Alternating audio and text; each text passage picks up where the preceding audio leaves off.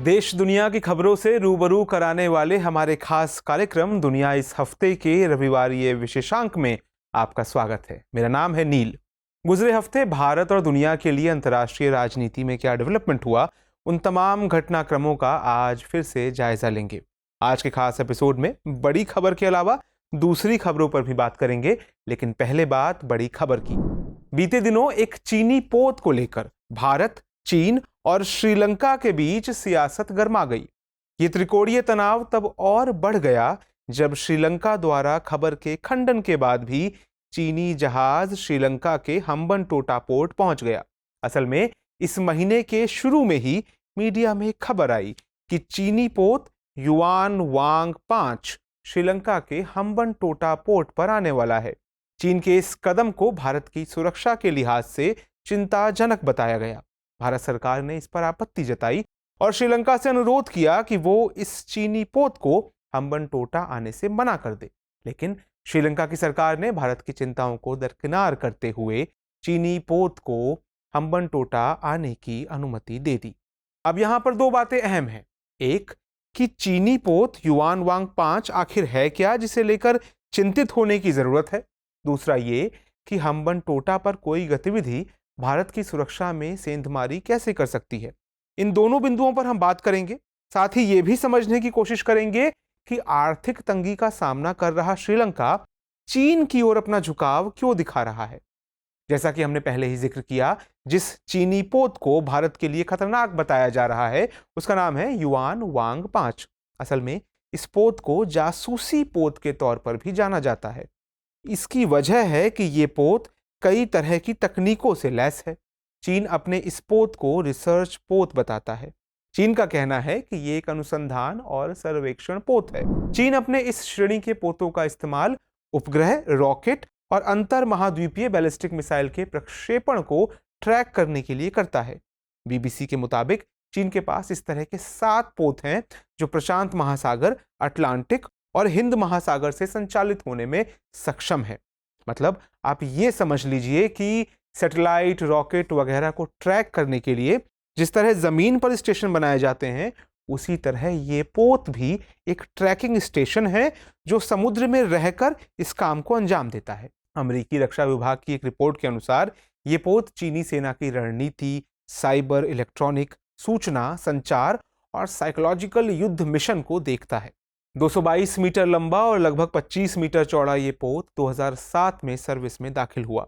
Yuan वांग 5 yuan वांग श्रृंखला की तीसरी पीढ़ी का पोत है। युआन वांग सीरीज का उपयोग चीन की People's Liberation Army strategic support force द्वारा उपग्रह और अंतर महाद्वीपीय बैलिस्टिक मिसाइलों की ट्रैकिंग के लिए किया जाता है। इससे पहले चीन ने 2022 में जब लॉन्ग मार्च 5B रॉकेट लॉन्च किया था, तब यह शिप निगरानी मिशन पर निकला था। हाल ही में यह चीन के तियागोंग अंतरिक्ष स्टेशन के पहले लैब मॉड्यूल की लॉन्चिंग की समुद्री निगरानी में भी शामिल था। कुल मिलाकर यह कि युआन वांग 5 सैन्य अनुप्रयोगों के साथ दोहरे उपयोग वाला जहाज है और ये अत्याधुनिक ट्रैकिंग तकनीक से लैस है। दोहरा उपयोग यानी कि नागरिक भी और सैन्य भी। खैर, अब सवाल है कि इस पोत का हम्बनटोटा आना भारत के लिए चिंताजनक क्यों है। इसे समझने के लिए आपको हम्बनटोटा पोर्ट के बारे में थोड़ी जानकारी जुटानी होगी। हम देते हैं। असल में श्रीलंका का हम्बनटोटा पोर्ट 99 साल की लीज यानी पट्टे पर चीन के पास है। 2017 में जब श्रीलंका चीन का कर्ज नहीं चुका पाया था, तब आधिकारिक तौर पर दक्षिण में स्थित इस अहम बंदरगाह को चीन के हवाले कर दिया गया था। इसकी वजह थी कि श्रीलंका अपने विदेशी कर्ज के भुगतान में उचित संतुलन नहीं बना पा रहा था। श्रीलंका में विदेशी निवेश में भी कमी आ रही थी, जिसकी वजह से श्रीलंका ने हम्बनटोटा को एक तरह से विदेशी रिजर्व के तौर पर चीन को देने की योजना बनाई। इस पोर्ट को बनाने में करीब 8 करोड़ अमेरिकी डॉलर खर्च हुए थे। इस पोर्ट पर 85% दावेदारी चीन के एक्सिम बैंक की है, क्योंकि इसे बनाने में इसी बैंक ने पैसे खर्च किए हैं। मोटे तौर पर आप ये कह सकते हैं कि इस बंदरगाह पर चीन को अपनी मनमानी करने की पूरी आजादी है। हम्बनटोटा का चीन को लीज पर दिया जाना श्रीलंका का आंतरिक मामला तो है, लेकिन श्रीलंका का ये फैसला सामरिक रूप से भारत को भी प्रभावित करता है। इसे समझने के लिए हमें मानचित्र की ओर रुख करना होगा। तो एटलस खोल लीजिए, श्रीलंका को देखिए। कोलंबो पोर्ट के बाद हम्बनटोटा श्रीलंका का दूसरा सबसे बड़ा बंदरगाह है। ये श्रीलंका के बिल्कुल दक्षिणी छोर पर है। ये बंदरगाह एशिया से यूरोप के बीच मुख्य समुद्री व्यापार मार्ग के पास स्थित है। अब भारत से इस पोर्ट की दूरी की बात करें तो तमिलनाडु श्रीलंका के सबसे करीब वाला राज्य होगा। तमिलनाडु के कन्याकुमारी से हम्बनटोटा की दूरी करीब 450 किलोमीटर है। ऐसे में दोनों देशों के बीच दूरियों का कम होना श्रीलंका को भारत के लिए संवेदनशील बनाता है। वहीं युआन वांग 5 पोत की हवाई रेंज 750 किलोमीटर से ज्यादा कही जा रही है। मतलब ये कि कल्पक्कम, कोडनकुलम और भारतीय सीमा के अंदर अन्य परमाणु शोध केंद्रों पर आसानी से चीन द्वारा निगरानी रखी जा सकती है। साथ ही केरल, तमिलनाडु और आंध्र प्रदेश के कई बंदरगाह चीन के रडार पर हो सकते हैं। यही वजह है कि कुछ एक्सपर्ट चीन की इस हरकत को उसके खतरनाक मंसूबे के तौर पर देख रहे हैं। उनका मानना है कि चीन भारत के मुख्य नौसेना बेस और परमाणु संयंत्रों की जासूसी के लिए इस जहाज को श्रीलंका भेज रहा है। भारत को भी आशंका है कि चीन इस पोर्ट का इस्तेमाल सैन्य गतिविधियों के लिए कर सकता है।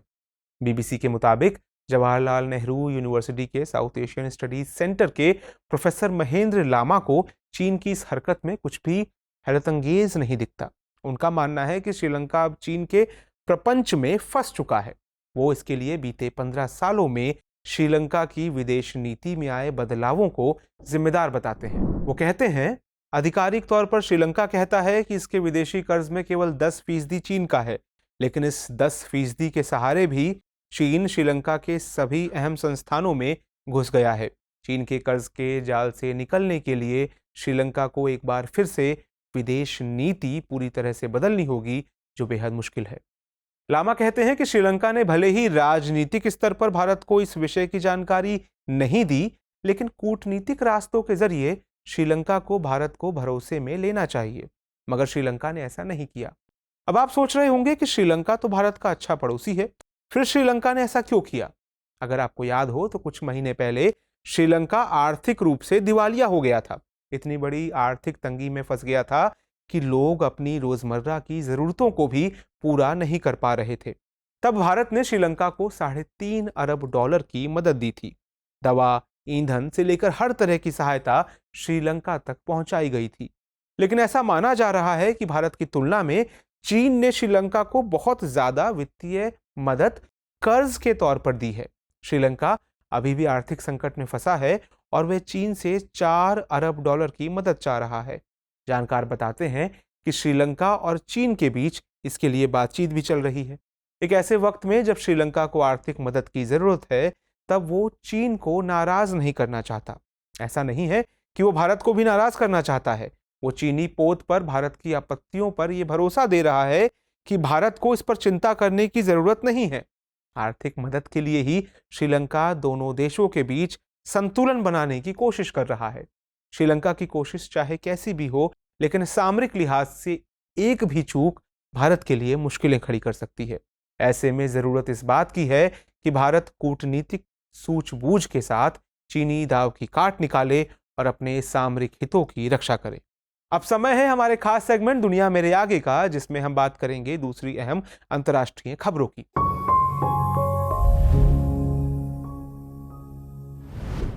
पहली खबर सीरिया से। सीरिया की सरकारी समाचार एजेंसी सना के मुताबिक बीते दिनों तुर्की की सीमा से सटे सीरियाई शहर कोबाने के पास तुर्की ने हवाई हमले किए। यहां तुर्की की सेना और अमेरिका समर्थित कुर्द लड़ाकों के बीच घंटों का संघर्ष चला। इस संघर्ष में कई सीरियाई सैनिक मारे गए। हमले का ये इलाका सीरिया के अलेप्पो गवर्नमेंट क्षेत्र के अंतर्गत आता है। इससे पहले भी तुर्की कई दफा सीरिया में मौजूद कुर्द ठिकानों पर सैन्य कार्रवाई कर चुका है। कुर्द समुदाय कुर्दिस्तान नाम से अलग देश की मांग करते रहा है, जिसमें तुर्की के भी कुछ इलाके आते हैं। तुर्की इसे अपनी संप्रभुता और अखंडता पर प्रहार के तौर पर देखता है। अगली खबर माली से। माली की सैन्य सरकार ने एक बार फिर संयुक्त राष्ट्र शांति मिशन के लिए फ्लाईओवर अधिकार देने से इनकार कर दिया है। इससे नाराज होकर जर्मनी ने माली में अपने अधिकांश शांति अभियानों पर रोक लगाने का फैसला किया है। अभी कुछ महीने पहले तनाव के कारण ही फ्रांस ने भी अपने सभी शांति अभियानों और विकास परियोजनाओं के साथ साथ माली में मौजूद सभी कूटनीतिक संबंधों से किनारा कर लिया था। लगभग 20 मिलियन की आबादी वाले माली में 2012 से 3 बार सैन्य तख्तापलट हो चुका है, जिसके चलते ये देश राजनीतिक रूप से बेहद अस्थिर है। अगली खबर में पूर्वी अफ्रीकी देश कीनिया में हाल ही में राष्ट्रपति चुनाव के नतीजे आए। मौजूदा उपराष्ट्रपति विलियम रूटो को चुनाव आयोग ने विजेता घोषित किया। नतीजे के मुताबिक विलियम रूटो ने अपने प्रतिद्वंदी रैला ओडिंगा को 50.49% वोट से हराया। रूटो केन्या के 5वें राष्ट्रपति होंगे। केन्या पूर्वी अफ्रीका का आर्थिक केंद्र है और यहां अशांत चुनावों का इतिहास रहा है, इसलिए इस राष्ट्रपति चुनाव को बेहद अहम माना जा रहा था। अगली खबर में हाल ही में मध्य ईरान में रूस, बेलारूस और आर्मेनिया की मौजूदगी में एक सैन्य ड्रोन टूर्नामेंट शुरू किया गया। यह ड्रोन प्रतियोगिता अमेरिका के उस दावे के महीनों बाद हो रही है जिसमें अमेरिका ने कहा था कि रूस ईरान से सैकड़ों ड्रोन खरीदने की योजना बना रहा है, जिसे वो यूक्रेन युद्ध में इस्तेमाल करेगा। इसी बीच यूक्रेन ने तुर्की द्वारा निर्मित बायर कटर यूएवी को तैनात किया है और अमेरिका से अधिक शक्तिशाली सशस्त्र ड्रोन मुहैया कराने का अनुरोध किया है। अब आ जाते हैं आज के सवाल पर। सवाल क्या है? श्रीलंका का हम्बनटोटा पोर्ट भारत के नजरिए से महत्वपूर्ण क्यों है? भौगोलिक स्थितियों के संदर्भ में वर्णन कीजिए।